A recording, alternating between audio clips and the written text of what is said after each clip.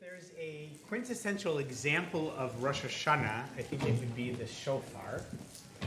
And so this year was maybe a little jarring for some of us as we came to shul on the first day of Rosh Hashanah and weren't able to hear the shofar because it was Shabbat.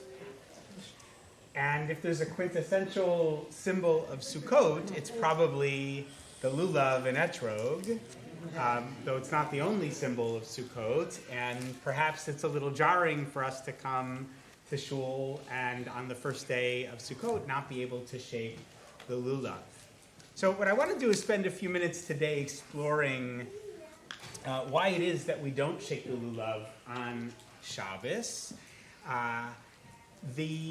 The reason ostensibly is the same for both of these, and what is that? Don't want to carry it. That you're not supposed to carry it, right? And that's not untrue.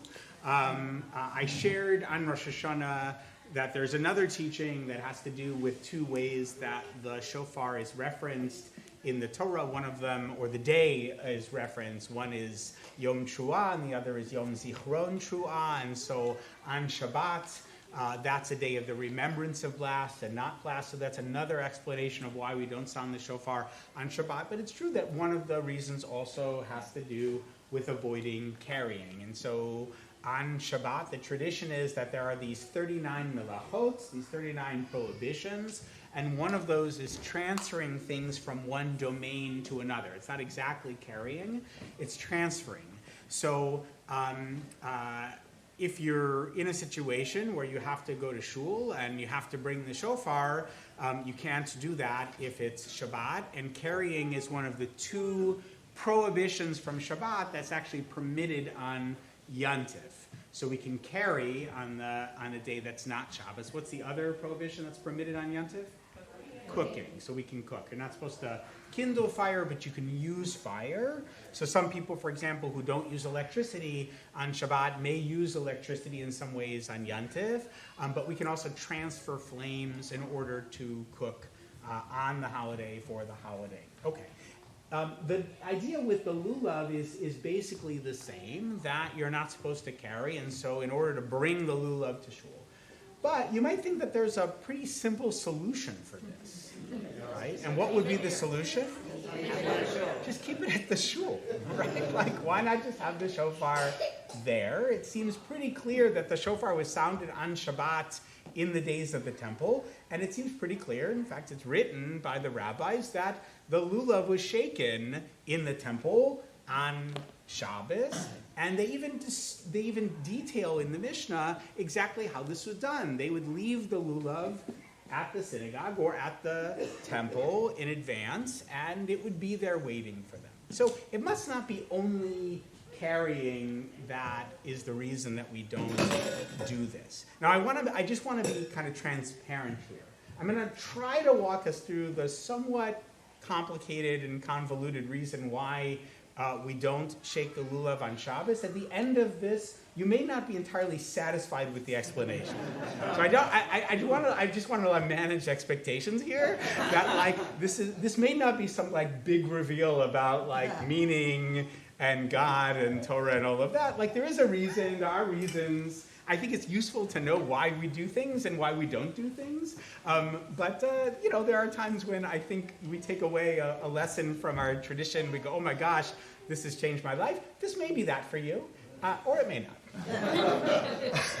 So it is rooted in our parsha, what we read today. So in verse 40 of chapter 23, we get the prescription that we should be shaking the Lulav and Etrog, or more accurately, taking the Lulav and Etrog. I can say something more about that in a moment. So it says, Ulakachtem lachem beyom harishon pri eitz hadar kapot marim, and it goes on, right? So the first day, you'll take the product of the hadar trees, that's the Etrog, the branches of the palm tree, right? That's the Lulav itself. The Lulav is what's the word? Synecdoche, right? The Lulav means both the palm and the whole thing. Okay? So that's the palm trees. Boughs of leafy trees, those are the myrtle, right? And the willows of the brook, those are the Willow. Okay. Right. And you take, so the arba minim, those four things, and then it says, Usmachtem lifnei Adonai Elohechem shivat yamim. And you should rejoice before the Lord your God for 7 days. Okay, so I want to notice a couple of things. So one is it said, Ulekachtem lachem, you should take for you, and then it says, Bayom harishon, and you should take for you on which day? The first day. So it seems pretty clear you're supposed to do this on the first day of the festival, and then later it says you should celebrate how many days? 7 days. Okay, so there seems to be some sort of discrepancy there. The rabbis noticed the discrepancy, and in the discussion that they have about this, they say that the mitzvah for taking the lulav actually applies in 2 ways. One is it's an individual mitzvah. Okay, so it's a sacred obligation that each one of us is meant to do ourselves, not only for ourselves, but by ourselves. Okay, which is why a number of you may have purchased a lulav and etrog set, because the mitzvah is to own your own lulav and to shake your own lulav. Now we purchased an additional several sets for the congregation in case you didn't, and if when you come to shul tomorrow, we'll make sure that everybody has the opportunity to possess their own lulav and etrog and to do the mitzvah to shake the lulav.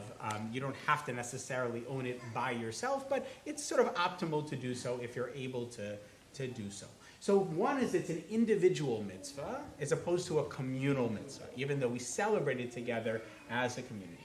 And the second thing is its obligation is on the first day of the festival. Now we have a problem because today is the first day of the festival. Except in the diaspora, we have a little bit of a loophole, don't we? And why is that? Tomorrow. Because, is this the first day of the festival? Maybe. Could be. Could be. Also, it could be tomorrow. Because the understanding was that the moon was declared to be a new moon in the land of Israel, and then word would be sent out to the surrounding lands where Jewish communities lived. And sometimes those signal fires, right, the message would take a while to reach those lands. I mean, think about how far it is from, I don't know, from Jerusalem to Alexandria, or from, Tiberias to Babylonia, right? These are pretty far distances, let alone when we're talking about Europe and the United States. So it takes a while maybe for the message to get it over there. And so is it clear that the first day or the second day is Yontif? So when we celebrate the second day of Yontif, we're actually not celebrating entirely the second day. We're kind of celebrating the first day, which is why the maftir tomorrow is the same as today, even though as we go through Sukkot, we're going to be adding days to the holiday, right? So it's not the same every day, but the first 2 days of Yontif, it's the same because we're acknowledging that this day, 1 or 2, is really kind of day 1. There are some differences too, but that's the basic idea. Okay, you with me so far? All right. So in the diaspora in Galut, we don't take the lulav on the first day because we can take it kind of on the first day, on the second day. But what about in Eretz Israel? You would think in the land of Israel then, they would in fact take the lulav and shake the lulav on the first day. Okay, so we'll get there in 1 second. I want to say something about the second part of the verse that I mentioned before. So we said that it was you do the shaking of the lulav, you take it for yourself, and you do it on the first day, and also that you should rejoice all 7 days. And it seems to be, therefore, that there are really 2 different mitzvot that have to do specifically with the lulav and etrog. One of them is the actual non-nuim. It's ulekachtem. You should take the lulav, and then you should sort of wave it about and acknowledge God being all around us and praise God for the bounty of the harvest that we get to celebrate at this time of year. But the other thing is that there's a second mitzvah, which is to rejoice. That seems to be not an individual mitzvah, but a communal mitzvah. Right? You will do that together as a congregation. And it also seems to be that doesn't necessarily, as the rabbis understand it, apply to Shabbat. Okay? So it's not that we shouldn't celebrate on Shabbat, but it seems that the mitzvah to celebrate actually is fulfilled in other ways on Shabbat, like, for example, dwelling in the Sukkah, and so we don't necessarily need the lulav in order to effectuate the simcha, the joy that we're meant to celebrate. Okay, so if you don't wave the lulav on the first day, you've still fulfilled the mitzvah of celebrating, even though that mitzvah doesn't apply to Shabbat in the same sort of way. It's a little confusing, as I said, but that's kind of where they get in their discussions in the Talmud. Okay, all right. So and also in the later sources. So here's now what I want to say about the land of Israel. Okay.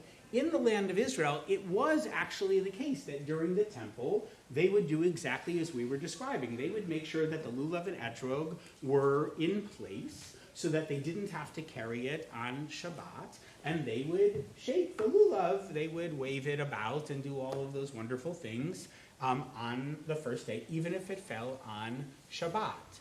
And then what happened was the temple was destroyed. And after the temple was destroyed, two things happened. One of them is a guy named Rabbi Yochanan ben Zakkai, who was the one who was responsible for relocating Jewish practice from Jerusalem to Yavne and establishing a seat of learning there. He said that after the destruction of the temple, we should not only take the lulav on the first day, that the obligation now ought to be also on all 7 days. So both in the land of Israel and outside the land of Israel, we should be doing the nanuim, shaking the lulav, which is our tradition, right? We usually, if you have a lulav and etrog, you do it for the first time on the first day, unless it's Shabbos on the second day. But then you also do it on Monday and Tuesday and Wednesday and all the way through. And this week we go all the way through Friday morning, which is what? Hoshana Rabbah, and on Hoshana Rabbah is the last day of shaking the lulav, and then what do we do with it? We kind of deconstruct it and destroy it, which is kind of a little pagan and fun, and we take out the willows and we add in some additional bunches and we whack them on the ground and we pray for rain, and it's pretty cool and wild. So that's the kind of the end of using the lulav. So we really, it's not just that we do it on the first day, but we do carry these rituals through the entire day. At that point, we're done with the mitzvah of lulav and etrog. We continue one more day with the mitzvah of Sukkah, right? We dwell in the Sukkah one more day, that's Shmini Atzeret, and then we're done dwelling in the Sukkah, Simchas Torah.